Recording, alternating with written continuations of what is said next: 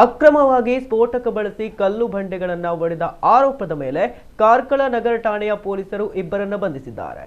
ಕಾರ್ಕಳ ತಾಲೂಕು ಕುಕ್ಕಂದೂರು ಗ್ರಾಮದ ಅಯ್ಯಪ್ಪ ನಗರದ 55 ವರ್ಷ ಪ್ರಾಯದ ಟಿ ರವಿಚಂದ್ರ ಮತ್ತು ಅವರ ಪುತ್ರ 31 ವರ್ಷ ಪ್ರಾಯದ ಪವನ್ ಬಂಧಿತ ಆರೋಪಿಗಳು ಕಳೆದ ಜನವರಿ 21ರಂದು ಸಂಜೆ ಕಾರ್ಕಳ ತಾಲೂಕು ಕುಕ್ಕಂದೂರು ಗ್ರಾಮದ ನಕ್ರೆ ಹಾಂಕ್ರಾಡಿ ಎಂಬಲ್ಲಿ ಅಕ್ರಮವಾಗಿ ಯಾವುದೇ ಪರವಾನಗಿ ಹೊಂದದೆ ಸ್ಫೋಟಕವನ್ನ ಬಳಸಿ ಕಲ್ಲು ಬಂಡೆಗಳನ್ನು ಒಡೆದ ಬಗ್ಗೆ ಈ ಇಬ್ಬರ ವಿರುದ್ಧ ಕಾರ್ಕಳ ನಗರ ಪೊಲೀಸ್ ಠಾಣೆಯಲ್ಲಿ ಪ್ರಕರಣ ದಾಖಲಾಗಿತ್ತು.